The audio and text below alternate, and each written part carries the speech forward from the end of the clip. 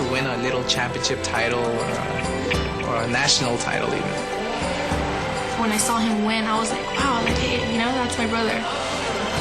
Oscar was ready to take his place among amateur boxing's elite, but while his success soared, his mother began the fight of her life. That there was like, whoa, I mean, you're not gonna leave us, don't leave me.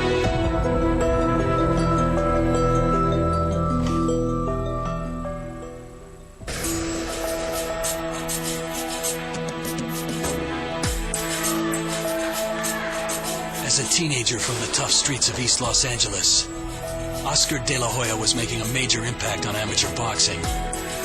It's a success story. It's about a kid that had a dream, and he had all the odds against him. He was able to accomplish what he set out to do. But while Oscar's achievements grew, his mother was suffering. In 1990, she was diagnosed with breast cancer. She was like, you're gonna go train and you're gonna go fight, and I would actually cry, not wanting to leave her side.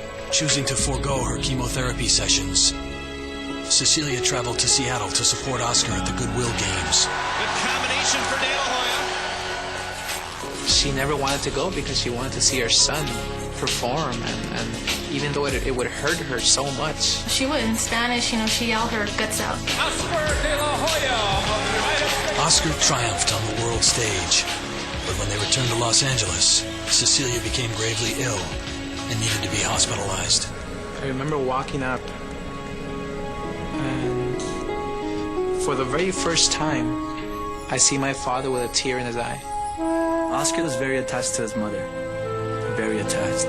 His mother had a sweet spot in her heart for him. She had this ring on that I gave her from the National Golden Gloves. She had taken it off, she had it in her hand. And she had told me right there and then, I want you to go and do this, to go win the gold medal. Maybe about half an hour later, she had passed away. His mother's death left Oscar depressed and confused. When my mother passed away, I decided it's over. No more boxing. As time passed, his mother's dreams would provide inspiration to Oscar. One day I said to myself, you know, if my mother was alive, she would want me to continue on and go for the dream. You know, and she did tell me to go and do it. With the Olympic trials right around the corner, Oscar faced the first obstacle to fulfilling his mother's dream. There was this kid named Mark Garuda who in early 1991 beat me in the World Championships in Australia. The only kid to beat me in the last 8 years of my amateur career. It was obviously a big, devastating blow for him because he hadn't lost in such a long time. Oscar rebounded from the loss and would soon be named to represent the United States at the Olympic Games in Barcelona. Now I had 5 fights. 5 fights away from my dream, from my mother's dream. After cruising through the qualifying matches, Oscar met Korean Sung-Sik Hong in the quarterfinals. They called him the octopus. Look at the Korean fighter hold. The Korean fighter was fouling a lot, and they weren't calling the fouls. I'm saying to myself, it's over. All of a sudden, the referee stops the action and takes away 2 points from the Korean kid. The bell rings and I win.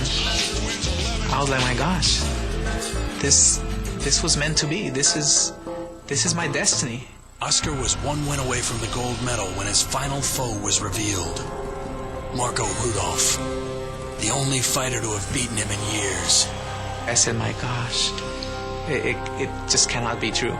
The only kid who beat me in the last 8 years, I'm facing him now for the gold medal. I was petrified. But then again, I was on a mission. He had a motivation, which was, unfortunately, his mother's death.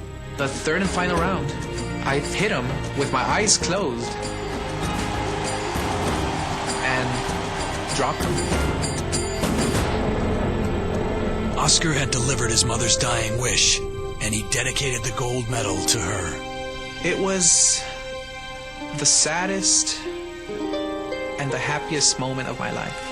I couldn't believe it, you know, that actually he won the gold medal. he actually accomplished that dream. When Oscar returned, the streets of East LA were packed to greet their hometown hero. When Oscar first got back, it was amazing.